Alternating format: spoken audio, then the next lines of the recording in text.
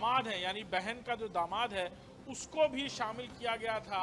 वो भी एक बहुत बड़ा एसेट बताया जा रहा है अतीक अहमद का, और उसके जरिए भी ये गोरख धंधा लंबे समय तक चलता रहा। ये वो नाम जो हम आपको बता रहे हैं, ये पुलिस की चार्जशीट में है। उमेश पाल हत्याकांड की जो चार्जशीट पुलिस ने पेश की है पूरी फुल इन्वेस्टिगेशन रिपोर्ट के बाद, वो जानकारियां हम आपको दे रहे हैं जो अब तक किसी के हाथ नहीं लगी है। और उसमें पुलिस ने अपनी इन्वेस्टिगेशन रिपोर्ट में आखिरी कबूलनामा भी अतीक अहमद का लगाया है। उससे भी आपको जल्दी हम रूबरू कराएंगे, लेकिन उससे पहले आपको बता दें कि ये वो नाम है जो इससे पहले आपने नहीं सुने होंगे। आपने शाइस्ता परवीन, गुड्डू मुस्लिम, साबिर का नाम सुना होगा, आपने अशरफ की पत्नी जैनब का नाम सुना होगा, आपने आयशा नूरी का नाम सुना होगा, लेकिन ये नाम जो मैं बता रहा हूं ये आपने अब तक नहीं सुने होंगे। यानी अभिषेक, एक बात तो समझ में आ रही है, आप जिस तरीके से चीजों को सामने रख रहे हैं, एक बात समझ में आ रही है कि बहुत सारे नाम ऐसे हैं जो अब भी शायद पर्दे के पीछे हो सकते हैं। जैसे ये नाम खुले वैसे वो भी खुलेंगे, और उसी तरीके से शायद शाइस्ता तक भी पुलिस पहुंचेगी। अमित श्रीवास्तव मेरे साथ प्रयागराज से इस वक्त जुड़ गए हैं। अमित, नए नए खुलासे हो रहे हैं, लेकिन अब तक शाइस्ता जिसे मास्टरमाइंड बताया जा रहा था उसका भी पता नहीं है।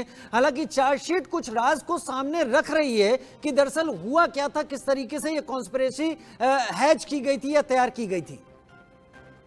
बिल्कुल, इंडिया न्यूज आज अपने दर्शकों को सबसे पहले और एक्सक्लूसिव चार्जशीट की जो कॉपी है वो दिखा रहा है।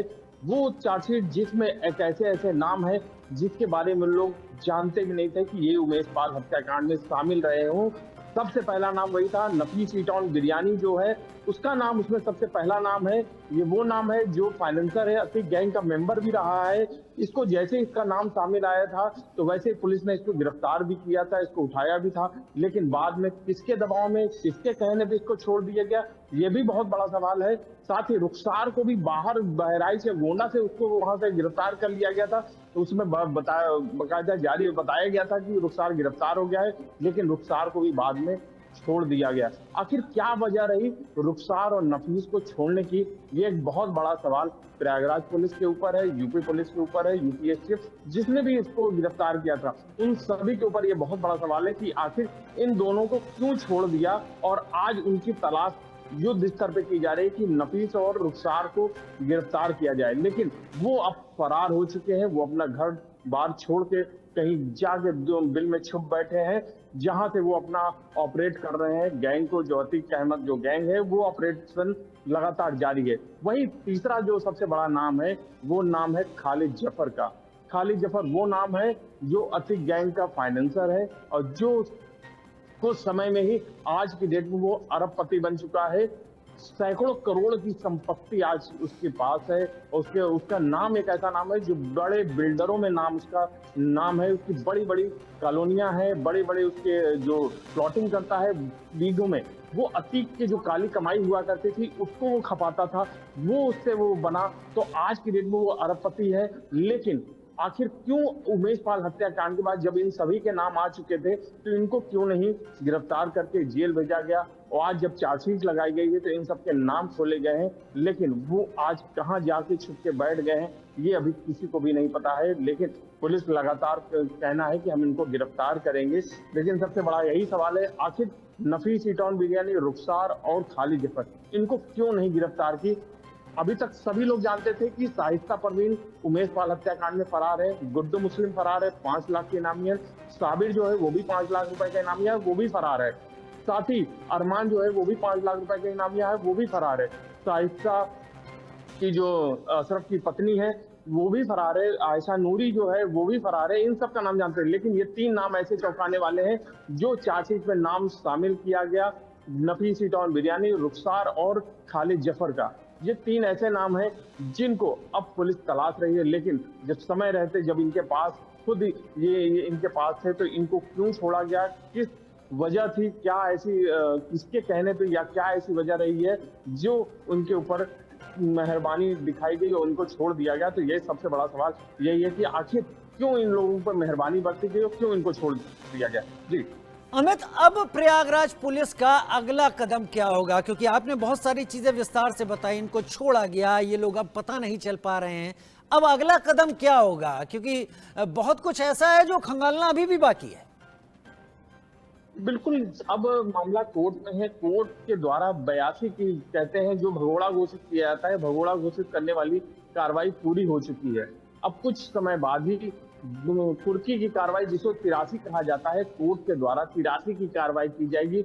जितने भी आरोपी हैं जो फरार हैं, उन सब की कुर्की की जाएगी, उनके घर को कुर्क किया जाएगा, उनके घर में जो सामान होंगे उन सभी को कुर्क करने की अब कार्रवाई, जो अगला स्टेप होगा वो प्रयागराज पुलिस करेगी। जो धूमनगंज के इंस्पेक्टर हैं, जो विवेचक हैं इस मामले की, वो जाके खुद अब कुर्की करने की कार्रवाई करेंगे। लेकिन सबसे बड़ा यही सवाल है कि आखिर ये सभी जो नाम, अभी तक सभी लोग जानते थे कि ये 5 नाम ही फरार हैं, लेकिन 3 और नाम के आज इंडिया ने खुलासा कर दिया है कि ये 3 नाम भी उमेश पाल हत्याकांड में शामिल रहा है। इन तीनों को अब कुल मिला के 8 ऐसे नाम हैं जिसको यूपी पुलिस, यूपीएसटीओ को प्रयागराज पुलिस लगातार तलाश कर रही है, लेकिन इनका कोई भी अता पता अब नहीं लग पा रहा है। क्योंकि जब समय रहते इनको छोड़ दिया गया, तो आखिर क्यों उनको छोड़ा गया, ये भी इसी चीज को जानने की कोशिश की जा रही है कि आखिर क्यों छोड़ा गया, किसके कहने में छोड़ दिया गया। क्योंकि नफीस इटान बिरयानी का जैसे नाम आया था, वैसे ही उसको गिरफ्तार कर दिया जाता है घर के पास, और उस कार को भी गोंडा बहराइच के आसपास से कहीं उनको गिरफ्तार किया गया था। तो साफ तौर है कि इन दोनों पर आखिर क्यों मेहरबानी हुई, क्यों छोड़ दिया गया। ठीक है, अभिषेक भी मेरे साथ जुड़े हुए हैं। अभिषेक, पूरी कहानी तो अमित ने भी सामने रख दी अभिषेक, लेकिन ये मामला प्रयागराज पुलिस की नाक का सवाल नहीं है अभिषेक, ये उत्तर प्रदेश पुलिस की नाक का सवाल है।